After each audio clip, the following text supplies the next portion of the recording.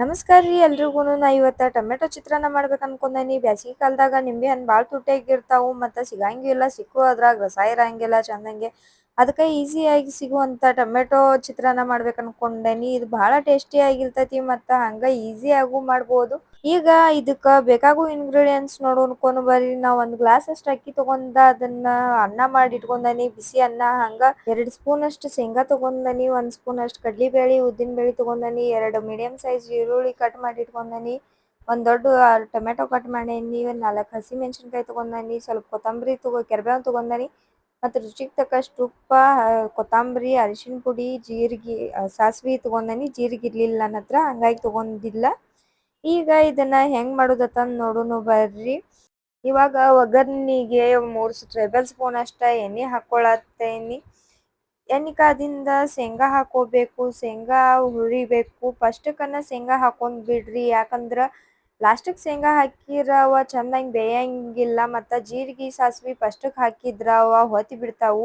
ಅದಕ್ಕೆ ಫಸ್ಟ್ ಶೇಂಗಾ ಹಾಕೊಂಡ ಸ್ವಲ್ಪ ಹುರಿದ ಮ್ಯಾಗ ಲಾಸ್ಟಕ್ಕೆ ಜೀರಿಗೆ ಅದು ಹಾಕೊಂಡ್ರೆ ಬೆಟರ, ಸಾಸಿವೆ ಜೀರಿಗೆ ಅದು.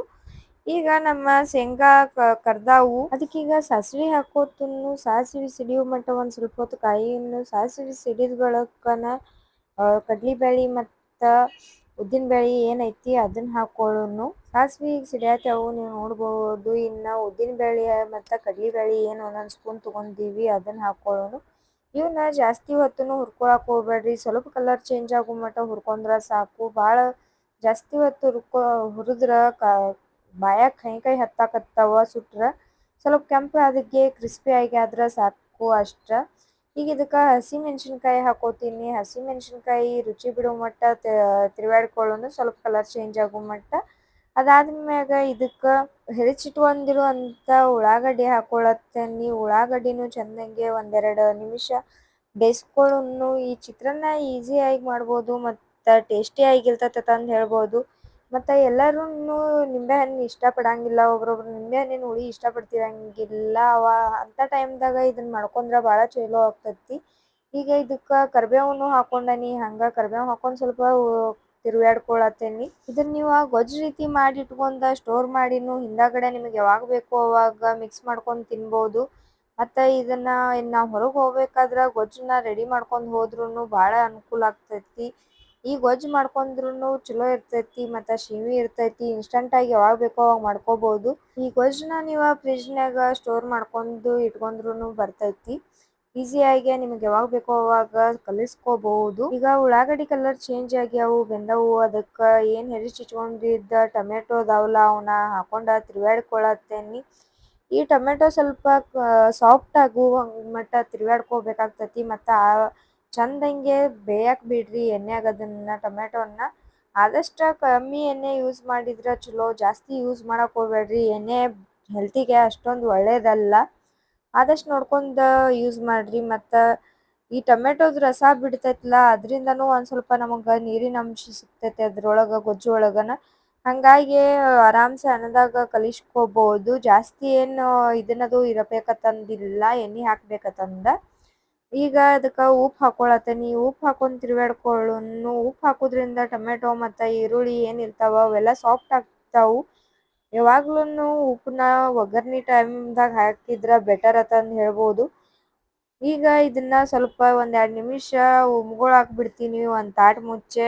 ಸ್ವಲ್ಪ ಹೊತ್ತಾದ್ಮ್ಯಾಗ ಅಂದ್ರೆ 2 ನಿಮಿಷ ಆದ್ಮ್ಯಾಗ ಇದನ್ನು ತೆಗೆದು ನೋಡುತ್ತೇನೆ. ಈಗ 2 ನಿಮಿಷ ಆಗೈತಿ, ಇದನ್ನು ತೆಗೆದು ನೋಡೋಣ ಬರ್ರಿ. ನೋಡ್ರಿ ಟೊಮೆಟೊ ಎಲ್ಲ ಎಷ್ಟು ಸಾಫ್ಟ್ ಆಗ್ಯಾವತ್ತಂದ, ಚೆಂದಂಗೆ ಸಾಫ್ಟ್ ಆಗ್ಯಾವ. ಅದ್ರ ರಸ ಎಲ್ಲ ಬಿಟ್ಟಿರ್ತೈತಿ. ಆದಷ್ಟು ಟೊಮೆಟೊನ ಈ ರೀತಿ ಸಾಫ್ಟ್ ಆಗೋ ಮಟ್ಟ ಹರ್ಕೋರಿ. ಹಂಗೆ ಅನ್ನ ಅದು ಹಾಕಕ್ಕೆ ಹೋಗ್ಬೇಡ್ರಿ, ಯಾಕಂದ್ರೆ ಟೊಮೆಟೊ ಎಷ್ಟು ಸಾಫ್ಟ್ ಆಗ್ತೈತಿ ಅಷ್ಟು ರುಚಿ ಬಿಟ್ಟಿರ್ತೈತಿ ಮತ್ತು ಅದ್ರ ಫ್ಲೇವರ್ ಎಲ್ಲ ಕಡೆನೂ ಬರ್ತೈತಿ.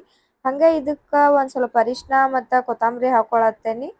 ಈಗ ಇದನ್ನು ಮಿಕ್ಸ್ ಮಾಡ್ಕೊಳತ್ತೇನಿ. ಎಲ್ಲ ಕಡೆ ಅರಿಶಿನ ಮತ್ತು ಕೊತ್ತಂಬರಿ ಹೋಗ್ಬೇಕಂತಂದ ಕೊತ್ತಂಬರಿನೂ ನಾವು ಒಗ್ಗರಣೆ ಒಳಗೆ ಹಾಕ್ತೀನಿ. ಯಾಕಂದ್ರೆ ಮ್ಯಾಗ ಉದುರಿಸಿದ್ರೆ ಹೆಚ್ಚು ನಮ್ಮ ಮನ್ಯಾಗೆಲ್ಲ ತೆಗೆದು ಒಗಿತಾರೆ. ಅದಕ್ಕೆ ಒಗ್ಗರಣೆ ಒಳಗೆ ಹಾಕಿಬಿಟ್ರೆ ಅದು ಕೂಡ ಸಾಫ್ಟಾಗಿ ಬೇಯ್ತೈತಿ. ಅದಕ್ಕೆ ನಾ ಯಾವಾಗಲೂ ಒಗ್ಗರಣೆ ಒಳಗೆ ಹಾಕೋತೀನಿ ಕೊತ್ತಂಬರಿ.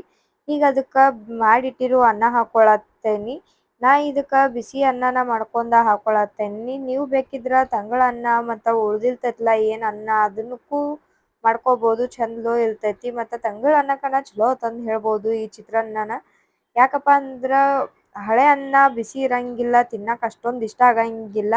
ಹಳೆ ಅನ್ನಕ್ಕೆ ಮಾಡ್ಕೊಳ್ಳೋದ್ರಿಂದ ಅನ್ನ ಏನಿರ್ತೈತಿ ಮತ್ತು ವಾಪಸ್ ಬಿಸಿ ಆಗ್ತೈತಿ ಮತ್ತು ಟೇಸ್ಟು ಹತ್ತೈತಿ. ಹಾಗಾಗಿ ಈ ರೀತಿ ಮಾಡ್ಕೋದು ಬೆಟರ. ಇವಾಗ ನಮ್ಮ ಚಿತ್ರಾನ್ನ ರೆಡಿ ಆಗೈತಿ. ಈಗ ಇದನ್ನು ಒಂದು ಪ್ಲೇಟಿಗೆ ಸರ್ವ್ ಮಾಡ್ಕೊಳ್ಳೋನು. ನೀವು ಈ ರೀತಿ ಮಾಡ್ಕೊಂಡ ತಿಂದು ನೋಡ್ರಿ, ಹಂಗೆ ಟೇಸ್ಟ್ ಹೆಂಗೆ ಬರ್ತದಂದ ನಮಗೂ ಕಮೆಂಟ್ ಮಾಡಿ ಹೇಳ್ರಿ. ನಮ್ಮ ಚಾನಲ್ಗೆ ಸಬ್ಸ್ಕ್ರೈಬ್ ಮಾಡೋದು ಮಾತ್ರ ಮರಿಬೇಡ್ರಿ. Thank you for watching our video.